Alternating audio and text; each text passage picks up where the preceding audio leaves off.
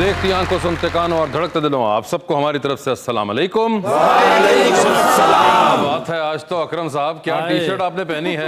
अच्छा जी, वाह वाह वाह। इनके मोहल्ले से गुजरा तो वहाँ गुमशुदगी का ऐलान चल रहा था। टी शर्ट के हाँ, मोहल्ले में किसी बच्चे की गुम हुई थी। 88 क्यों लिखा? कहना मैं टेंट दा बनाया नक्शा सारा। अच्छा नहीं, मैंने कहा शायद उम्र लिखी हुई है।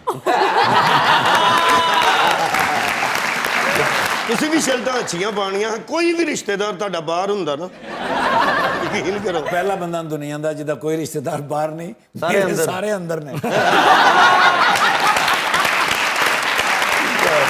अगर मेरे वैसे की सोच के ਤੁਸੀਂ ਇਹ ਸ਼ਰਟ ਪਾਉਂਦੇ ਹੋ ਸਰ, ਇਸ ਤਰ੍ਹਾਂ ਦੀਆਂ ਮੁੰਡਿਆਂ ਖੁੰਡਿਆਂ ਵਾਲੀਆਂ? ਹਾਂ ਮੁੰਡੇ ਮੁੰਡੇ ਵਾਲੀਆਂ। ਇਹ ਕਦੀ ਤੁਸੀਂ ਮੈਨੂੰ ਲਿਫਟ ਚੋਂ ਫੜ ਕੇ ਬਾਹਰ ਲਿਆਂਦਾ ਹੋਏ ਜਾਂ ਪੌੜੀਆਂ ਤੋਂ ਡਿੱਗਦੇ ਆ ਫੜਿਆ? ਤੁਸੀਂ बड़ा मजा आता है जब मोहल्ले से गुजरते हैं और लोग कहते हैं बाबा जी आज तो मुंडे ही लग रहे।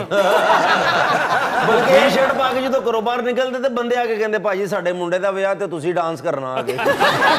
बल्कि अभी तक बंदे ने कहा भाई साडे मुंडे दा ब्याह है, तुसी मोहल्ले च नजर ना आना।